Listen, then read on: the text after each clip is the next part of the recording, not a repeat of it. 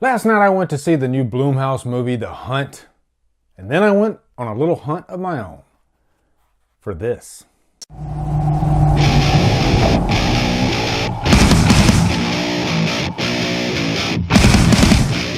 The Hunt stars Betty Gilpin, Hilary Swank, Wayne Duvall, and is directed by Craig Zobel.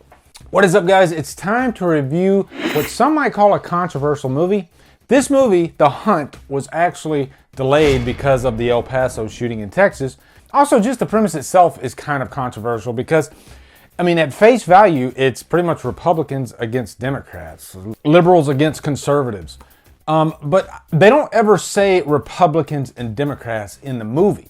And we're going to get into that and other stuff throughout this review because there's some interesting things to discuss. I always like movies that spark controversy, like after 9/11, there were quite a few movies that were delayed. And also, guys, before we dig deep, I'm going to dedicate this review to my newest patron, Nick Roberts. Thank you, sir, for joining the Drumdums patron family. But anyway, let's get into the quick plot synopsis for The Hunt. This is a premise that is very popular. It's been done quite a few times, like Surviving the Game, Hunger Games. I could go on. There's an episode of The Incredible Hulk where this guy is like hunting man and he ends up hunting David Banner, and he's hunting the wrong guy because he's hunting the Hulk. Really stupid. But same premise here. At the beginning of the movie, you see these characters that are really just like rich, elitist douchebags. And by me saying that, I'm not saying rich people are douchebags whatsoever. I'm just saying the characters that are on the screen in front of me are douchebags. They're very rich, and for some reason they don't respect the wealth that they have, because there are rich people in this world that are people that we look up to. Tons of them. So that's one thing to discuss in this movie, actually.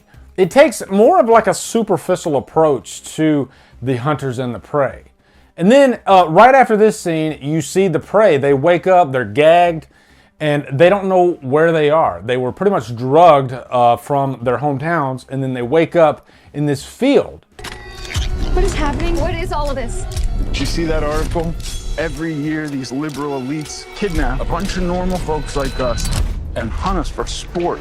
And so throughout the rest of the movie, it's really the hunters versus the prey. I'm not saying the Democrats versus the Republicans, the conservatives versus the liberals. I didn't see this movie that way at all. I just saw this as the hunter versus the prey. And let me just, right out the gate, guys, this movie surprised the hell out of me. I enjoyed it quite a bit, actually, just because of everything that it gave me in terms of a thriller. I guess you would call it a thriller, not really a horror movie.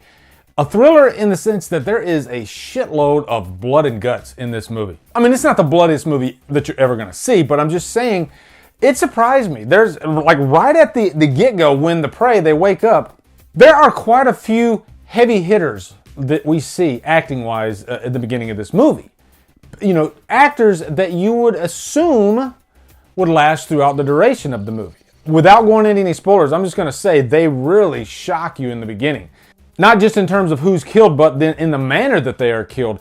Whoever did the sound design in this movie, damn good job, because I literally felt like I was there in that field next to somebody, and then you feel that impact of that person dying, Impact in the sound design, when a gunshot goes off, that really heavy bassy effect that you actually feel. Great sound design in this movie. And it really just only added to the impact of that opening act. Now, like I touched on earlier, they really take a tongue-in-cheek approach to the elitist scumbags in this, kind of led by Hilary Swank. Hilary Swank is probably the most intelligent of the bunch. She's been training this whole time for this event. The Hunt. They call it the Manor. This is where all the action happens. But then on the other side of that is really our main character, Crystal, played by Betty Gilpin. I could not wait to really just start digging into the nuts and bolts of this character. I expected the character Crystal, again, played by Betty Gilpin, who you might remember from Glow, which is a great TV show, and she kind of steals the show in that. But I expected her to pretty much be kind of a damsel in distress, and last act she gets her wits and her strength about her, and she becomes a badass. She's a badass from the very beginning of this movie. Like, from the first scene you see her in, she's already like figuring things out around her, coordinating, coming up with an attack plan. This really reminded me of like what we saw in You're Next with Sharni Vinson. Sharni Vinson in that movie was such a formidable opponent, such a badass. You know, we always use that term badass, but I mean, nothing exemplifies that term more than Crystal, Betty Gilpin, in this movie. The character Crystal might be one of my favorite characters of this year so far. I could not get enough of this character. She was completely surprising. She was always 2 steps ahead of everybody. The opening scene where she's in like this convenience store and she's trying to figure out what's going on. You know, she just woke up from this mess, but already she's ahead of the curve. She knows what's going on just because of all the clues and all the training that she's had to be able to figure out what's going on. And she plays the scene as pretty much like a damsel in distress, but also an idiot. She happens to be from Mississippi. I'm from Mississippi, so I really related to this. I'm not saying people from Mississippi are idiots. Every state has idiots. I'm gonna get myself in trouble. But what I'm saying is, she used that stereotype to her advantage, and the opening scene with her, I literally laughed out loud like I couldn't hold it in. It was so great. It was so surprising, and it was so violent. Now, just to touch on the hot button issue of this movie, elitists, conservatives, whatever. I didn't approach this movie in that fashion at all, and I thought it would be something that might be beaten over my head, kind of like what happened with the Black Christmas remake. There was an agenda there that was just completely beaten over my head. This movie did not do that at all, in my opinion. The characters were there and their political beliefs or idealisms were there, but it did not get in the way of the movie at all. I saw this as pretty much a hunter and a prey type movie. That's it. Because let's face it, there are good people on both sides.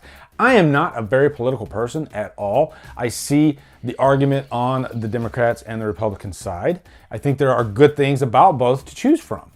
This movie doesn't get bogged down by that stuff. This movie knows what it is. It's a fun action movie. So I didn't come out of this movie hating one particular side of that argument at all. It wasn't that. I came out of this movie entertained, and that's what you should do. Also, just to give Hilary Swank a nod, this is an actress. She's won 2 Academy Awards, and for some reason, as soon as she wins an award, then she's almost forgotten. But she stays busy in Hollywood. She's really good in this movie. I definitely have to give her credit. My con of this movie is really the last act because it's pretty much just a showdown. That's what it is. And I'm not against a showdown. It was fun. It almost overstays its welcome a little bit. But because of how different these 2 characters were, and really the twist that was unfolded at the end, you learn a little bit more about why Crystal is there. I think in the exposition department, they could have played around with that a little bit more. But instead, it was pretty much just, a brawl, a showdown. And I walked away kind of wanting a little bit more. But everything before that I thought was really great and really surprising.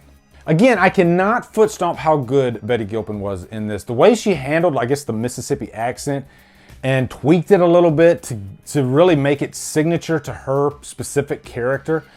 This was a great performance. It was a really great performance, actually. And I just loved how cold she was, too. You know, this was a person that once they turn it on, the mission that's in their head, you do not want to be in front of this person's path. And I loved that character so much. Be it a man, be it a woman, doesn't matter. She was awesome. So anyway, guys, I'm giving this a purchase worthy. I really had a blast with it. And I love when a movie surprises me because I thought this was going to be just okay, but really enjoyed it. And also, if you'll look behind me, the Halloween 5 mask, Dave Vanderhoff sent that to me. I opened it in my unboxing last week, and I'm still just floored by it. It looks gorgeous up there, so now I got 2 masks, and I got a prop head from Sean Michael Cadillac for the wrap for the Halloween 4. So badass. So let me know in the comments your thoughts on The Hunt. Looking forward to hearing them. Also, be sure to come over to Killer Flicks where we talk horror all day and every day, and on Fridays, we do Free for Fridays. Follow me at Drumdums on Facebook, Twitter, Instagram, and Letterboxd. Anyway, guys, thank you so much for watching. Have a great day, and happy Friday the 13th.